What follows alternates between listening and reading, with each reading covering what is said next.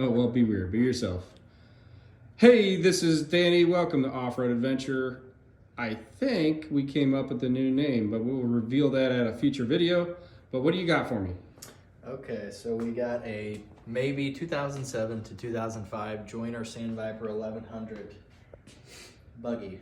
And I got this for trade on something that was as less value to what I had out, so I'm not too unhappy about it. But it is going to be a project, as you can see from this here.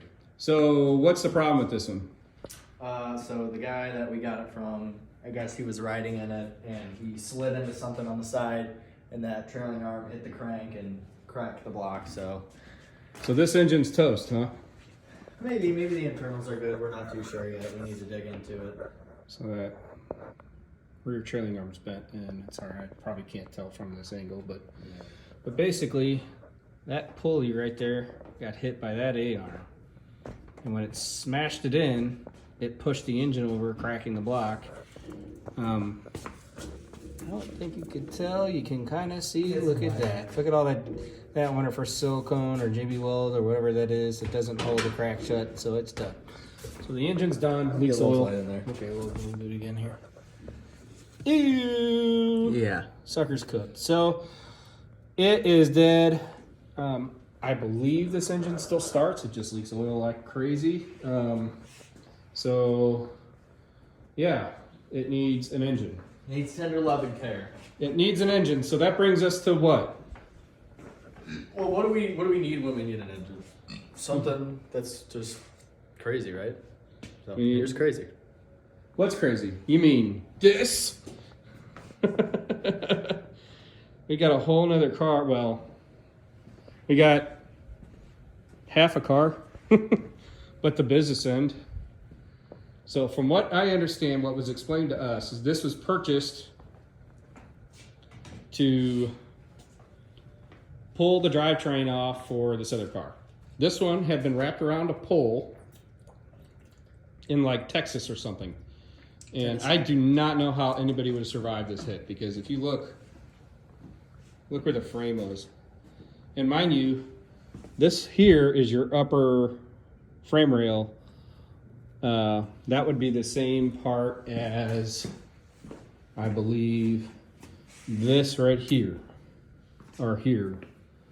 I believe it. So here's. So yeah, that came all the way and swung and up. It's all the way over here. This is good. It's hard to tell. Yeah, it's hosed. It's been up a severe angle. It's cooked. So anyway, we're gonna cut this thing apart and get the parts out of it that we need to rebuild that one. The engine looks like it's good. Doesn't seem to be leaking oil. Plus the CV boots on this one are good. This car only had 500 miles on it when it was crashed. So I don't have the dashboard to prove that. We were told it had 500 on it. Yeah. So Well, the engine turned over by hand, so that's a plus. Yep, the engine turns, and it's got a good A-arm on that side. So we are going to cut this up to get rid of the really gnarly, sharp, rusty pieces that are poking out the front, and try to get all the fasteners and everything off of it we can. Yeah, it literally, it still will shift in and out of gear. I had to take it out of gear from where it was sitting. So it was still in gear from when they crashed it, I guess. Drag it on while it's in gear. So whoever was in this thing, when they ate it, they had to cut them out of it with the jaws of life, which is why this all looks pinched. Crazy, huh? Yeah.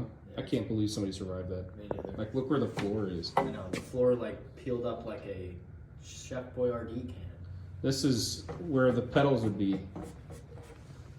The pedals were all up in this guy's So did his feet get stuck between the seat, or did they just kind of lift up with it? Dude, I don't know how this guy lived. Me neither. Yeah, I don't, it blows me away. So we're gonna cut this thing up, salvage what we can out of it that's good, put it into that one. Yep, hopefully get a running buggy. Get a good running buggy, take it for some rips. Yep, play around with it for a little bit, and then pass it on to somebody that'll enjoy it more than we will. Yep. Yep. So this is a perfect project for us. All right, let's get to going.